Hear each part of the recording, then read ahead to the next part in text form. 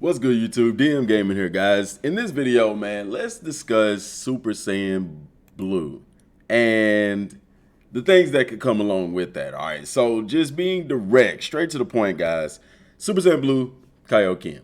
Okay, if you've been on the live streams that we had months ago, guys, and we will get back to those. Y'all know school, 2 days, football, that stuff. I gotta get organized with all that. We rolling, all right, but we talked about Super Saiyan Blue Kaioken. We talked about future, far possible future Ultra Instinct or whatever like that. But one idea that we had for Super Saiyan Blue Kaioken was that instead of making it an attack, instead of making it a self-standing transformation, was to make Super Saiyan Blue Kaioken what happens whenever you go into surge mode. So you transform into Super Saiyan Blue, okay? And then whenever your surge meter gets full, boom, that animation transforms you into Super Saiyan Blue Kaioken. I felt like this was the best option to go to, simply because Super Saiyan Blue Kaioken wasn't a form at first that Goku was able to sustain for a long period of time. And this would also make it so that it's not a self-standing transformation, because Goku didn't go to it a whole lot. You see what I'm saying? He did use it, didn't go to it a whole lot. And with it being in surge mode, it already adds to the parameters of what the transformation is.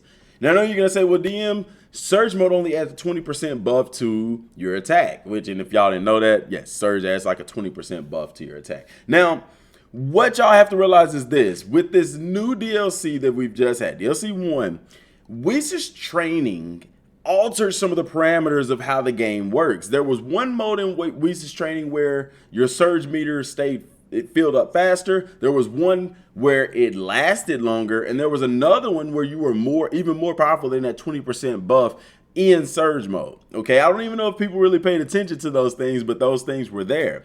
So it's going to be very interesting if they were to do it this way.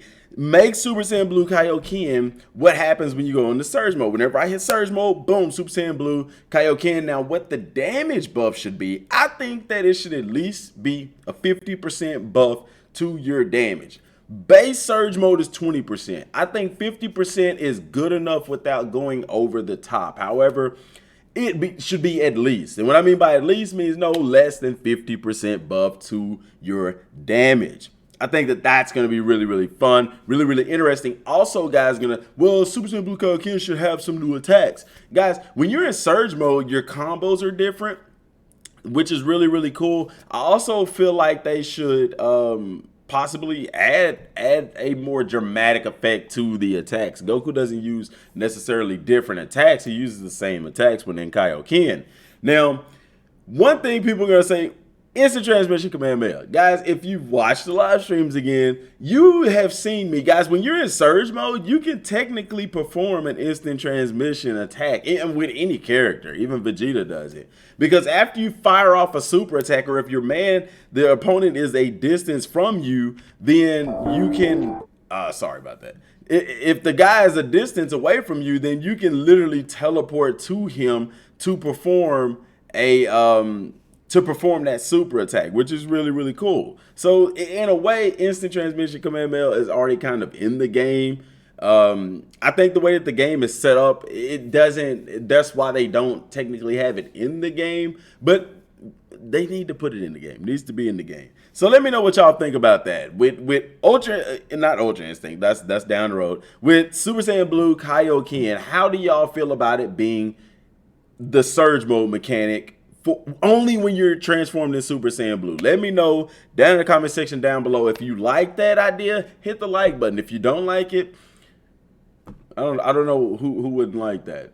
I mean, I guess, I don't know. If you don't like it, let me know why you don't like it. Now, guys, I also want to let y'all know about this. DBS Hype tweeted this out earlier. We knew about the Dragon Ball FighterZ show. We just didn't know the date. They've officially come out with the date, August 16th. That is in, what, 4 days from now? I was going to say 3 days. Tomorrow's the 13th. First day of school for us down here, guys. Whew.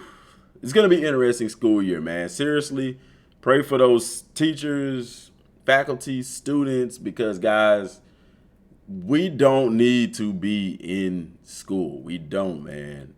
I mean, every school that's opening up or reporting cases is crazy out there. So really, really pray for those people, including myself, that's going to be in these schoolhouses. But anyway, the 16th of August, guys, they are going to have an exclusive trailer. Now, I know everybody's wondering, okay, there's fighters, where's Kakarot? I believe this week it's already going to be the 13th and 14th, 15th, 16th this week. Or, you know, early next week, V-Jumps are going to come out. Fingers crossed that we get some DLC2 information. Guys, it's not a guarantee. You know, people are going to tell you, August, we're going to hear about it. I did a video talking about the month of August because what they generally do with Fighter Z content is release some Kakarot content as well. So fingers crossed that we will hear something. But guys, they have been quiet as all can be about Dragon Ball Z Kakarot and the stuff that's coming to it. And it's really surprising because DLC2 is simply a boss battle episode. You know, so you would think that, I mean, it's not going to be that long. To be quiet for 4 months, like, it's just like, you know, why? Is it really that much to be tight-lipped about? But they're also working on that free update as well. So, I mean, they could come out with the banger when that V-Jump, and then later on, Bandai Namco talk about it. But they haven't even spoken about the card game on their Twitter on their Twitter channel. So, you know, like I said, once you see Bandai Namco start talking about this stuff on their Twitter, that's when you know that it's close. But just having it in a V-Jump doesn't signify that it's close. That is the giveaway, guys. So, like I said, Super Saiyan Blue Kaioken, guys, I'm excited for Blue. I don't think that they're going to just have a whole plethora of new attacks for it. I think what they're going to do is build on what's already there from Super Saiyan God. Like, you know, the combo strings. Remember earlier in the combos, we had Combo Enhancer 1, Level 1 and Level 2. I think they'll kind of go that same route. They'll just enhance, they will just enhance those combos that we already have, make them more powerful, make them last a little bit longer. Of course, the attacks are going to get hit harder and everything. And there may be an exclusive super attack in there or something to that effect. It's going to definitely be interesting, and it's going to separate the gap between Goku and Vegeta and the rest of the characters. You know, it is what it is. Another topic that I do plan on covering in the future is playable characters. We haven't heard anything. Maybe that's something else that could come with the free update. Who knows? I just don't believe that the only major thing we're getting with the free update is a card game. I think there's going to be more with it. That's why Bandai hasn't even started talking about it yet on their social media pages and things like that. Hopefully when the V-Jump comes out, we can get some more information on that. And I do plan on doing a video about that as well. So other content creators, I'm putting that idea in your heads. I guess people are going to watch this video, probably going to run with it and talk about it ahead of me. That's fine.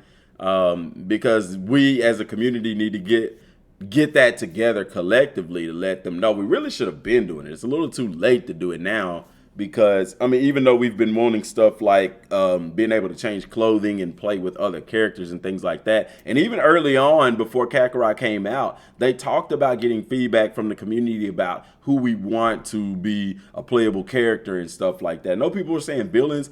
Let's start with the Z Warriors first. You know, they're already there. They're already in the game, things like that. So I can see that happening, guys. But I hope everybody has an amazing day, guys. If you're starting school, please be careful, man. Wear those masks, stay safe, and take care of yourself and the ones around you, loved ones around you, guys. Subscribe to the channel if you haven't. Turn on all notifications. Till next time, y'all, thanks for watching. Peace.